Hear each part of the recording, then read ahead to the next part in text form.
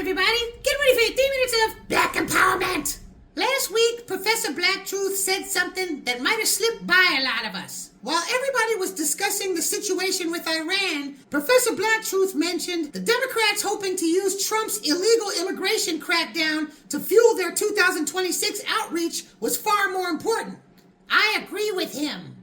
Family, nobody is happier than me to see these goofballs finally getting their wake-up call. Seeing some of these anti-black jackasses getting their honorary white status revoked. We punished the Democratic Party, which, by the way, I am so happy about I could almost cry. I was super scared, but we succeeded.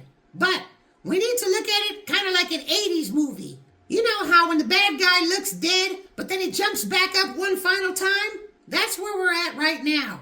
We destroyed the Democratic Party last November, but they still see one last opportunity to try to survive, using these ICE raids. There's a chance that Trump's war on illegals could make it easier for the Democratic Party to monolithize the Latino vote in 2026 and 2028. You know the big deal with this dude. He's back in the USA, and the Democrats managed to get him out of that Venezuelan prison. But now he's being charged, I think, with human trafficking, and he's going to be deported anyway. But still, the main idea is that Latino voters on both sides of the aisle will remember that. It's very likely that anti-black sentiment among the minority groups being affected by illegal immigration still isn't going to go anywhere. They're probably not going to learn from this. They're most likely going to be determined to get things back to the way they were. Everybody against us. Although I do have my own predictions and opinions about the future, I'm not God, so I don't know anything for certain.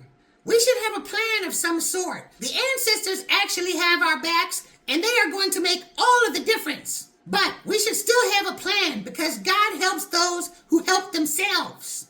What would we do if the Democratic Party's unconscious bloody body woke up and attacked us one last time? What action would we take?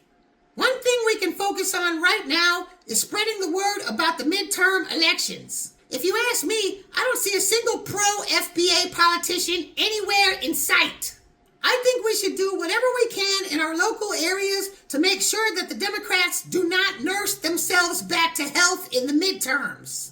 If the Democratic Party can't get back on its feet, it could be forced right out of business. They may be forced to form another party that caves to our demands. Just keeping the Democrats face down in the mud keeps white supremacy off balance. It destabilizes them. That's what white supremacy does to others. It destabilizes. It's a great strategy. That's why they use it so much. Keeping people or organizations perpetually off balance forces them to lose focus. It forces them to make decisions too quickly. Before you know it, you're up to your ears in shit. Family, I truly do believe that the ancestors are already creating the circumstances that will force government-sanctioned anti-black policy out of the picture for good. Still, we can help ourselves by continually poking and prodding our FBA friends and family. We're beginning to spend too much time basking in our victory. Start getting back in your family and friends' faces again. Keep telling them the truth about the Democrats and why we should not be supporting them. Make sure to press like, leave a comment, and share it with your friends. And don't forget to hit the bell icon so you can know when the next video drops. Peace out.